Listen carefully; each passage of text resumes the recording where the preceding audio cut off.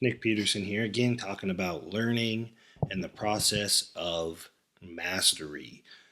And I'm going to give you something. I've been talking about sleep a lot.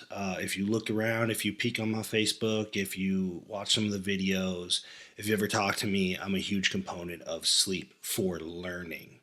Sleep is the ultimate performance enhancer. Now, in this case, we're not here really to talk about sleep as much as how it's going to benefit your mastery, your learning, and your performance overall. So it's going to be a brief overview of how to utilize this powerful tool to get what you want, which is to master something and be a top 1%er at whatever it is you are looking to do. So we're going to break it up into some sections, right? Just logistically to make it easy. But this also is going to help you implement step by step a little bit of the tools I'm going to give you. So we'll just talk about a few different phases and how it applies and why it works so effectively for learning, especially with your hands, but also your creativity, right? One, break it up into the night before because it's a continuum, right? There's no reset button. As much as people like to pretend that like every Sunday at midnight, Monday's a whole new deal, you're still carrying with you whatever happened the week, the month, the year before, right? So think of it as a continuum. And we're going to take a learning event or a series of learning events. Hey, I want to learn how to play the piano. Hey, I want to become a great marketer, a great copywriter, et cetera, so on and so forth. And here's what we're going to do. We're going to break it up into the night before. First, understand that what you are doing before the learning event. So if you think you're going to go party and the next day come learn how to write some phenomenal copy or catch a football or whatever, you're handicapping yourself. Because the way memory works is as follows. There's your hippocampus, okay? Your body is observing and taking information all the time, whether it's intentional or not. It's learning.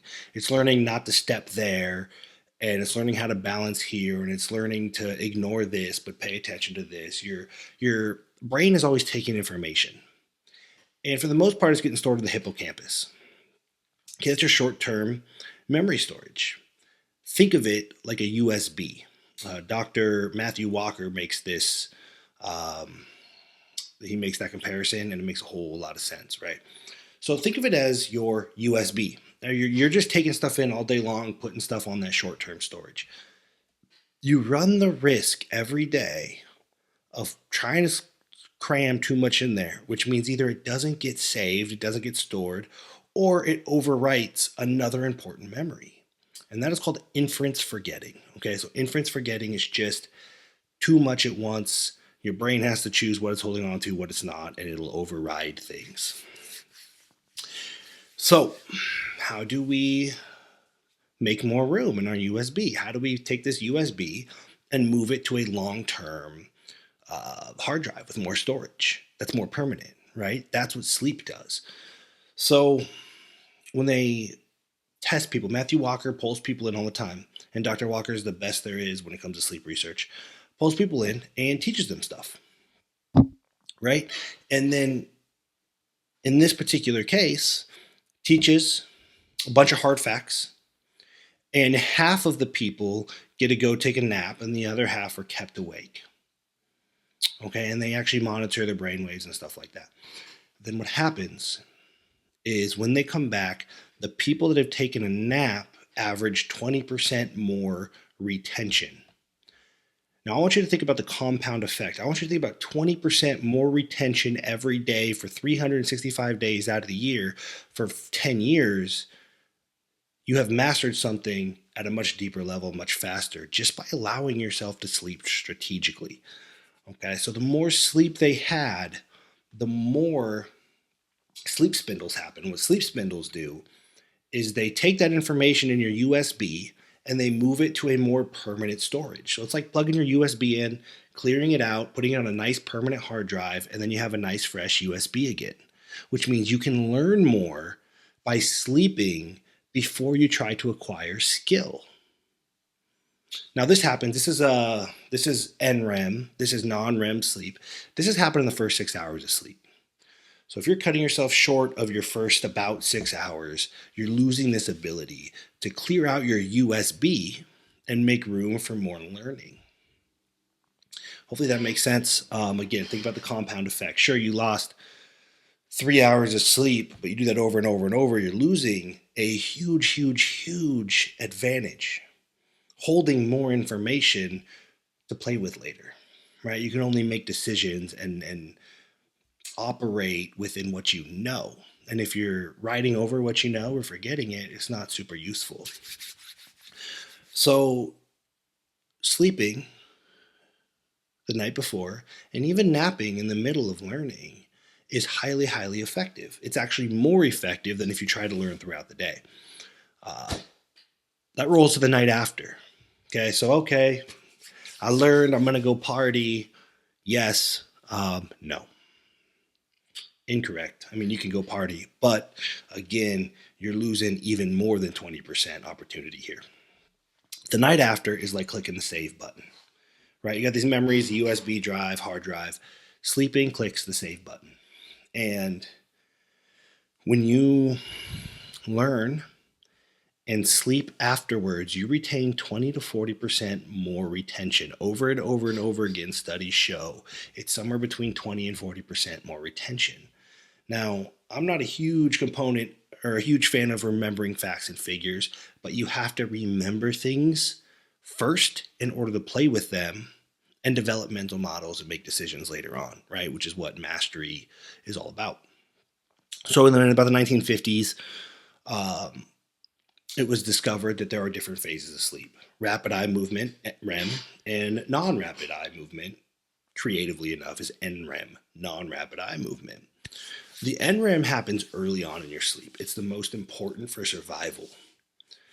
Right? So if you want to stay alive, sleep. You'll get your NREM first. You remember facts that way, okay? The more sleep spindles, which happen during NREM, the more facts you remember. Even naps, right? Because it's the early phases.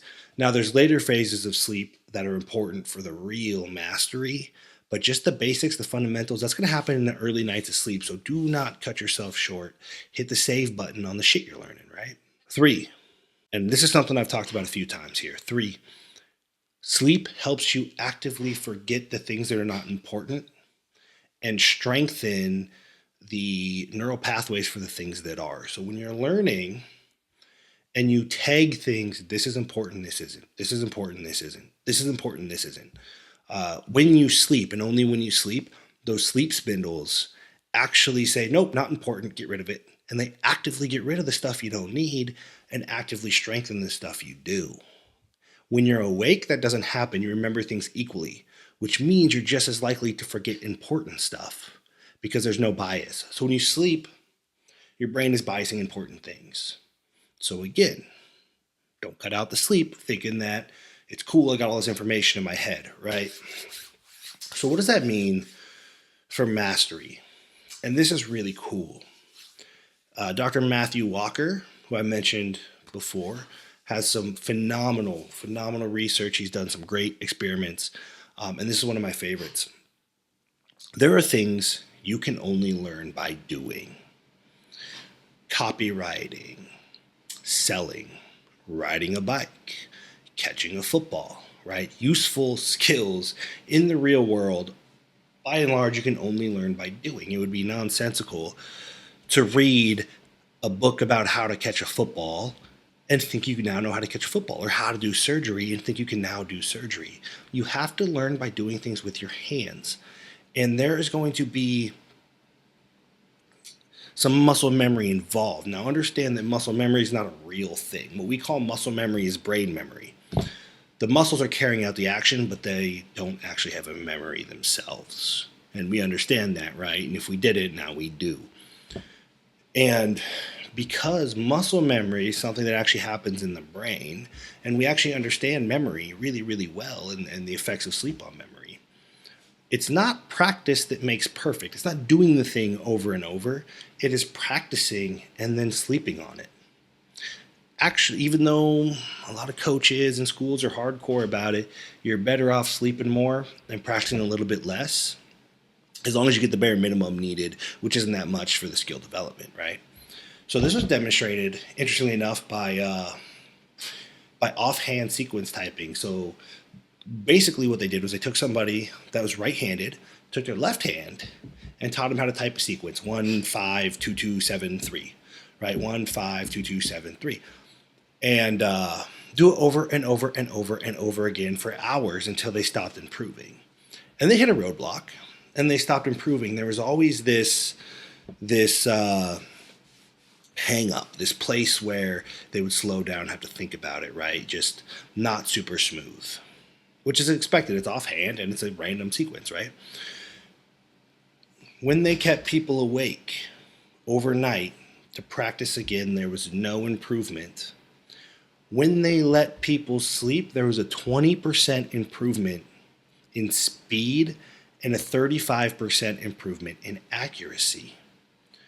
You understand how big that is, again, especially compounded over time. So if you're learning how to play an instrument every day, you better be sleeping on it, or you are leaving valuable, valuable progress on the table.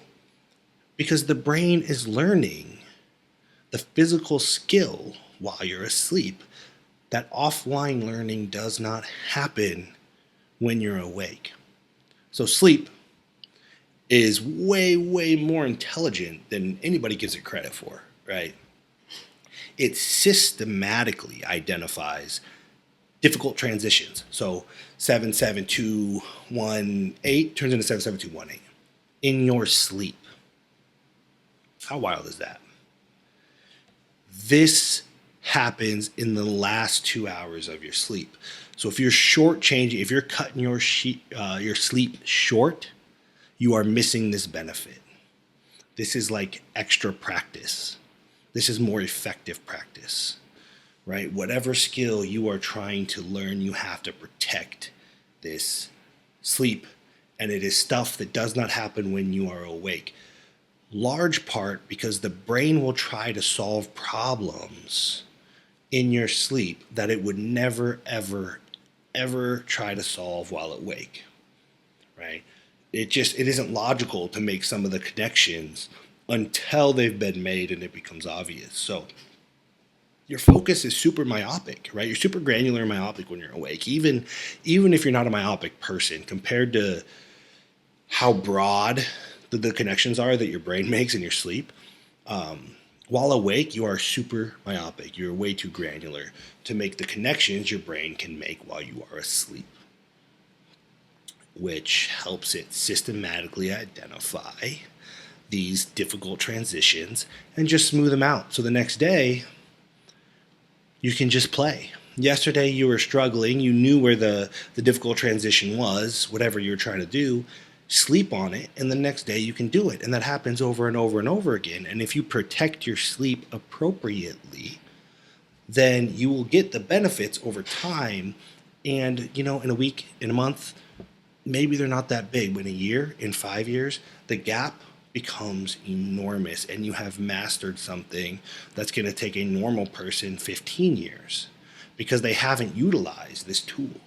Okay, so night before, avoid the inference forgetting by getting sleep. If you have a long day of learning, try to squeeze a nap right in the middle of there too. The night after, sleep. Push the save button. Okay, this is where you are going to actively forget the stuff you don't need, actively remember the stuff you do need, identify difficult transitions, smooth them over, and then repeat, repeat, repeat, repeat. And over time, you will start solving problems, whether it be with your performance, whether it be new ideas, whether you don't agree with the way things are done, standard in whatever you're trying to learn. You can start to solve problems because of the amount of information that you are getting and the amount of sleep you are allowing yourself to have to really solve and work on these problems that a waking brain would never even attempt. So think about that. Think about protecting your sleep, because aside from practice, that is what's going to help you make perfect the quickest. Pretty cool. I think it's phenomenal. I think the fact that sleep filling gaps is happening. I protect my sleep. I'm a freak about my sleep. and it has paid off tremendously. My capacity to learn skills has absolutely skyrocketed. So do that. Hope you guys realize you just got hit with some really powerful and pragmatic stuff. Don't you think? I do. And if you agree, hit the thumbs up button below and like the video. Let me know in the comments what other videos you want to see, what you want me to expand upon, and what questions you have. And remember, all of this stuff is only as powerful as the actions you take in your execution, the practical applications you can derive from it. So let's see how quickly and effectively and efficiently you can master the things to come. You're going to get information here that's going to help you on your journey that you will not find anywhere else. So be sure to subscribe. You don't want to miss one of these videos.